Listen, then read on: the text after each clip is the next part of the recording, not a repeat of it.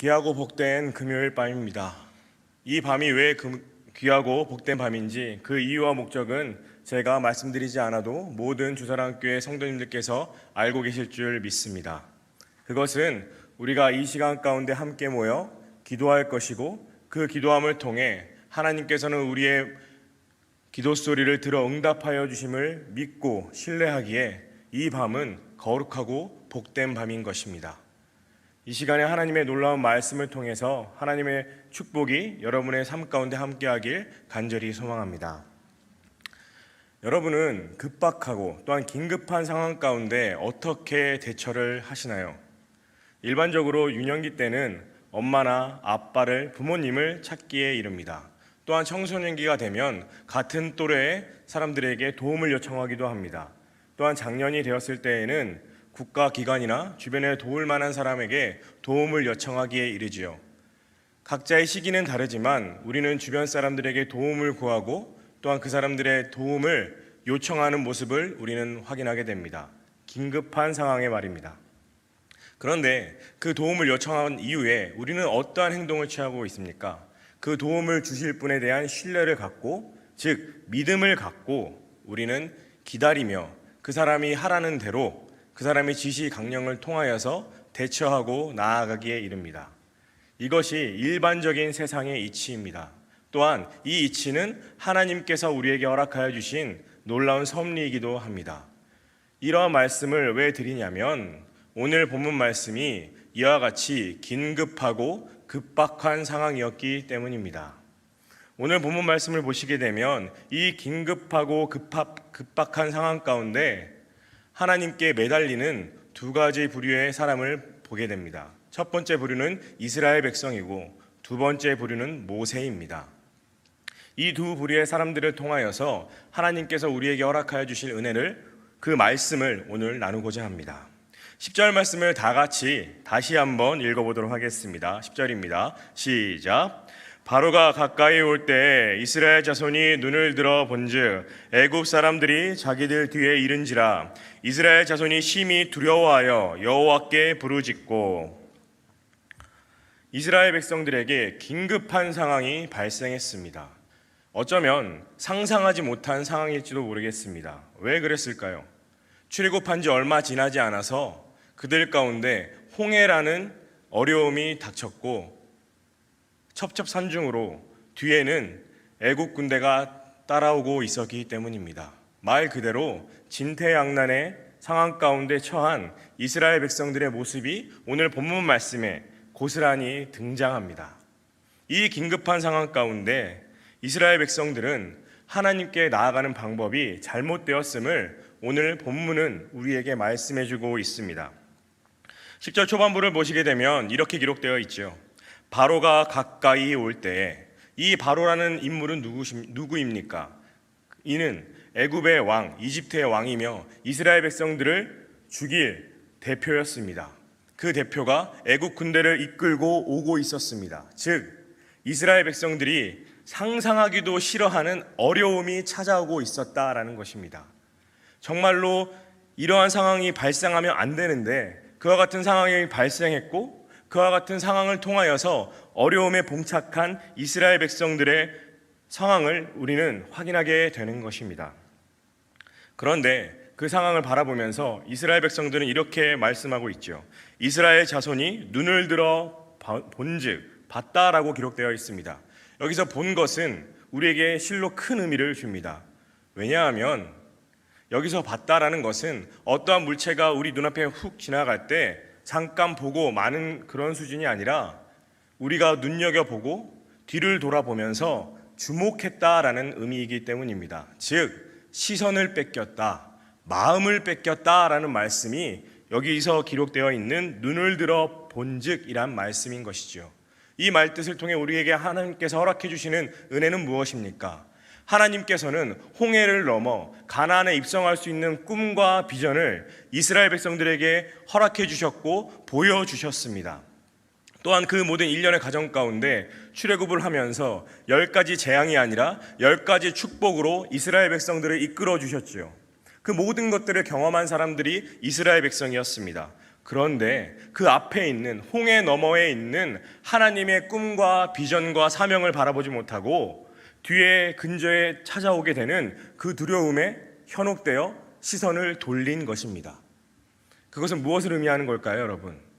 하나님의 비전을 바라보지 못하고 두려움에 매몰되고 두려움의 시선이 뺏기고 마음이 뺏겼다라는 것입니다. 여기에서 연약한 우리의 모습을 볼 수 있겠습니다.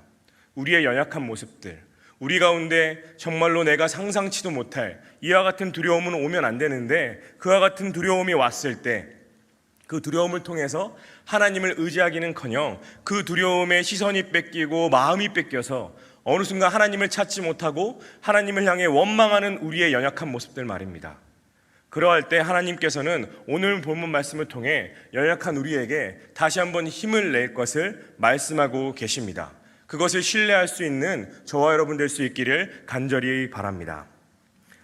그런데 놀라운 것은 여러분, 이 말씀 이후에 눈을 들어 본즉 애굽 사람들이 자기들 뒤에 이른 것을 이스라엘 백성들은 알게 됩니다. 그러할 때 이스라엘 자손들, 이스라엘 백성들의 심령 상태는, 심성은 어땠을까요? 심히 두려워하였다라고 기록되어 있습니다. 이것은 두려움이 극에 치달았다라는 표현입니다. 그 두려움들이 엄습해 올 때, 내 주변에 엄습해 올 때 이스라엘 백성들은 사리분별을 하지 못하고 두려움 가운데 매몰되고 두려움 가운데 함몰되어 있는 모습을 확인하게 되는 것이지요. 그런데 놀라운 것, 한 가지 희망의 단초를 발견하게 됩니다. 그들은 무엇이다라고 되어 있죠? 그들이 심히 두려워하여 누구를 찾았다라고 되어 있습니까? 여호와께 부르짖었다라고 되어 있습니다. 놀라운 희망의 말씀 아닙니까, 여러분? 그런데 여러분, 이 말씀은 희망의 말씀이 아니었습니다. 여기서 부르짖었다라는 말씀은 우리가 읽지는 않았지만 출애굽기 2장 23절에 나오는 부르짖었다라는 의미와 똑같습니다. 그 구절을 제가 한번 읽어보도록 하겠습니다. 여러 해 후에 애굽 왕은 죽었고 이스라엘 자손은 고된 노동으로 말미암아 탄식하며 부르짖으니, 즉 출애굽기 2장의 내용은 어떠한 내용일까요? 그 내용은 이스라엘 백성이 출애굽을 경험하기 전 하나님께 호소하였다, 하나님을 부르짖었다라는 의미입니다. 그런데 이 부르짖음이 왜 잘못된 것일까요? 그것은 출애굽기 2장은 출애굽을 경험하지 않은 이스라엘 백성들이었고, 출애굽기 오늘 우리가 본 14장의 말씀은 출애굽을 경험한 사람들이었습니다.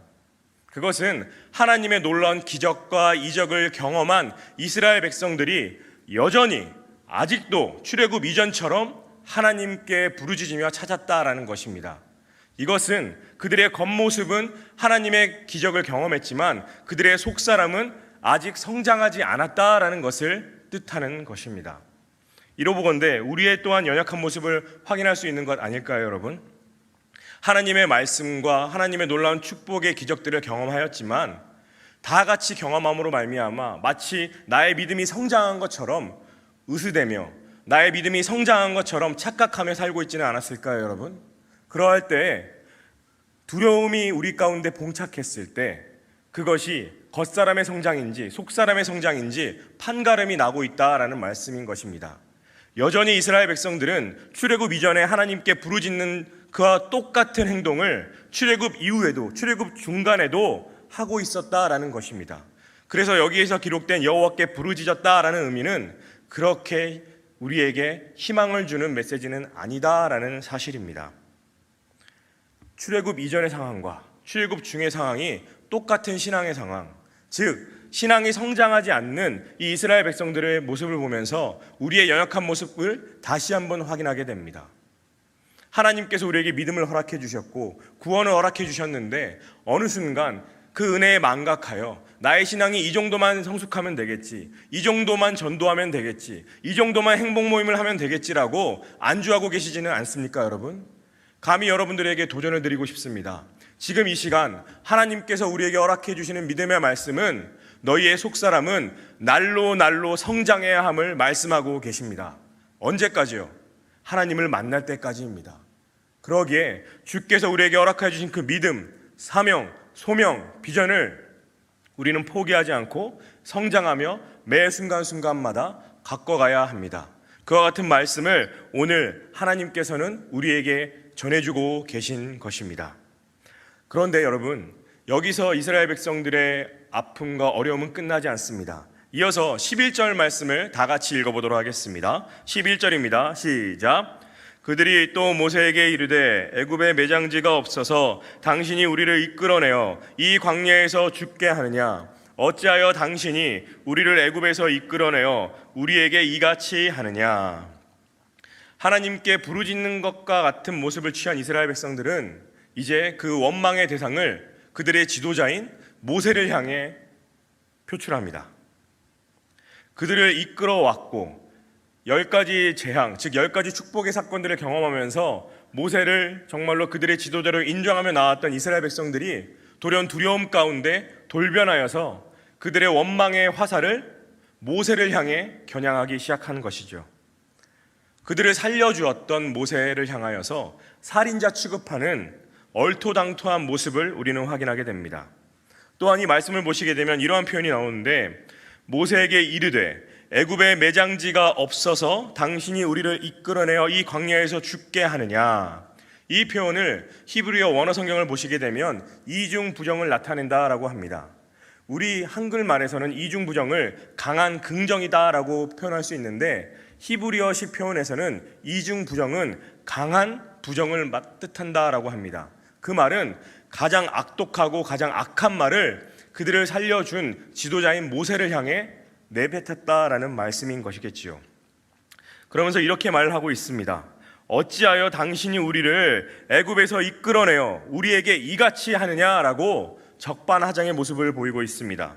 이 모습은 어떠한 모습입니까? 이스라엘 백성들은 출애굽을 하면서 종의 신세에서 자유인의 신세로 변하게 되면서 여러 가지를 꿈꿨을 것입니다.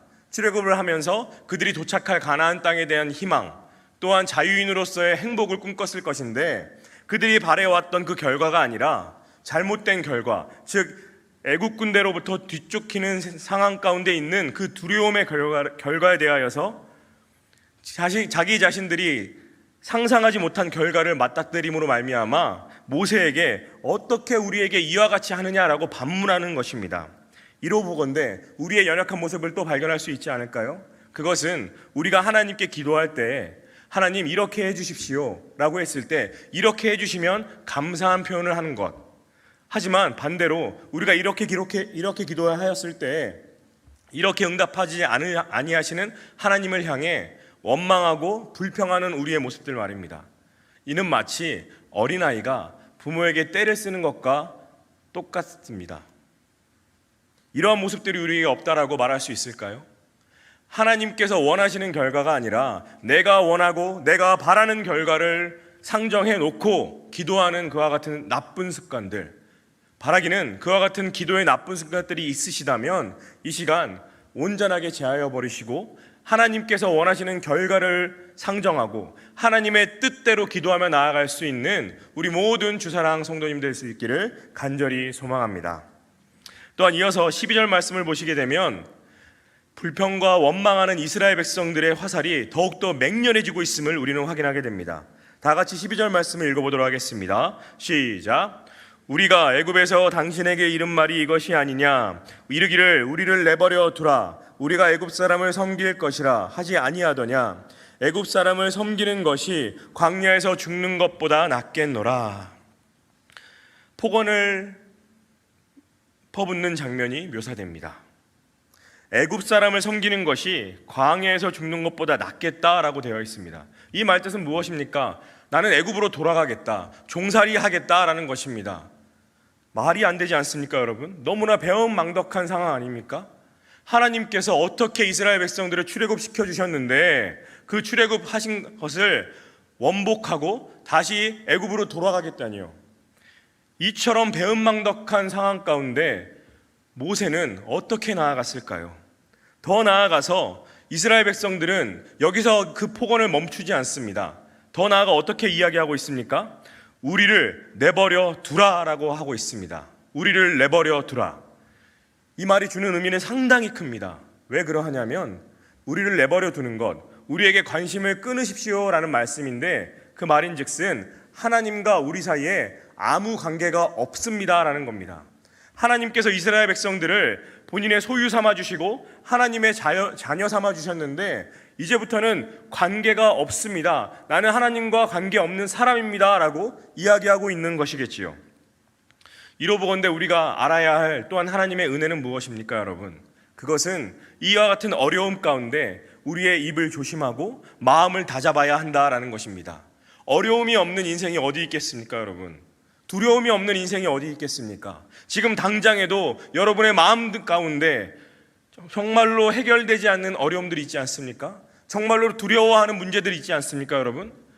그렇다 할지라도 우리는 이 말씀에서 우를 범하고 있는 이스라엘 백성들처럼 하나님께 입으로 범죄하는 것이 아니라 마음을 다잡고 다시 한번 하나님께 집중해야 함을 오늘 본문 말씀은 우리에게 전달해주고 있는 것입니다.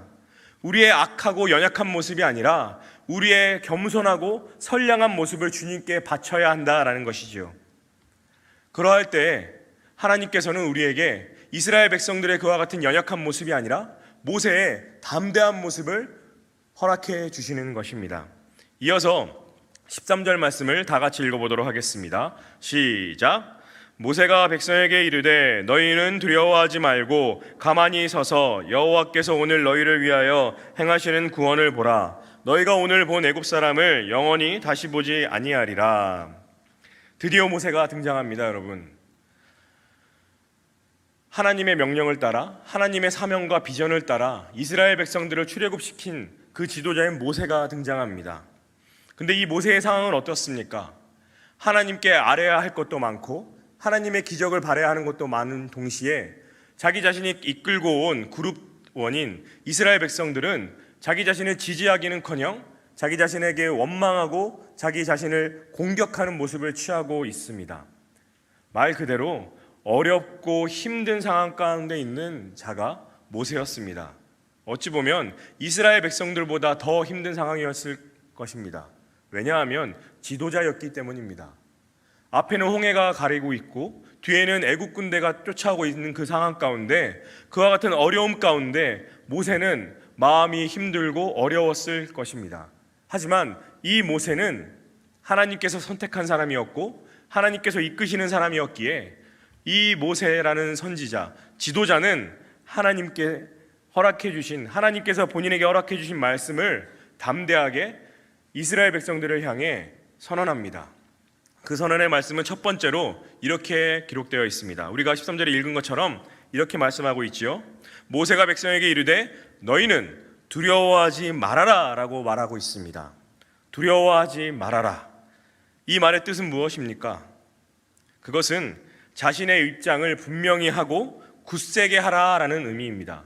하나님을 믿고 하나님의 백성이 너희들의 입장을 분명히 하고 하나님을 믿고 신뢰하며 굳세게 하라라는 것입니다. 놀랍지 않습니까, 여러분? 이스라엘 백성들은 모세에게 폭언과 악언을 멈추지 않았습니다. 그런데 모세는 놀랍게 폭언을 폭언으로 갚는 것이 아니라 폭언을 하나님의 말씀인 최선의 언어로, 사랑의 언어로 감싸버린 것입니다. 그러면서 두려워하지 말 것을 종용하고 있는 것이지요. 또한 두려워하지 말고 그 이후에 뭐라 라고 기록되어 있습니까? 가만히 서라 라고 되어 있습니다. 여러분, 이 상황을 한번 상상해 보십시오. 어떻게 가만히 서 있을 수 있을까요? 계속 설명드리지만 뒤에서 애국 군대가 계속 쫓아오고 있습니다. 어려움이 쫓아오고 있지요. 두려움이 쫓아오고 있지요. 그 어려운 상황 가운데 그 모든 상황을 모세가 몰랐을까요? 알고 있었을 것입니다. 그런데 가만히 서 있으라니요. 말이 안 됩니다. 세상 이치에 맞지 않습니다. 하지만 모세는 가만히 서라라고 말하고 있습니다. 이는 마치 구약시대에 엘리사가 아람 군대에게 휩싸여 있을 때 그 옆에 있는 사환이 두려워 떨면서 어찌해야 할까요? 라고 물어봤을 때 엘리사는 하나님께 기도하며 이 청년의 눈을 열어달라라고 기도합니다. 그러할 때 이 청년, 이 사환이 눈이 열리고 그 주변에 아람 군대보다 훨씬 많은 불말과 불병거의 기적을 경험하게 되지요. 이처럼 엘리사처럼 모세 또한 주님을 바라보는 영적인 능력, 영안이 열렸기에 하나님을 바라보며 이 모든 두려움의 상황 가운데 가만히 서야 할 것을 믿음으로 선포한 것입니다. 세상 이치에 많지는 않지만, 세상 이치와는 역행하며 가는 것 같지만, 이것이야말로 하나님의 이치, 하나님께서 우리에게 허락해 주신 말씀의 본질임을 깨달을 수 있기를 간절히 원합니다. 또한 그러할 때 마지막으로 모세는 무엇이다라고 말씀을 이어가고 있습니까? 13절 후반부를 보시게 되면 이렇게 되어 있지요. 여호와께서 오늘 너희를 위하여 행하시는 구원을 보라라고 되어 있습니다. 구원을 보라.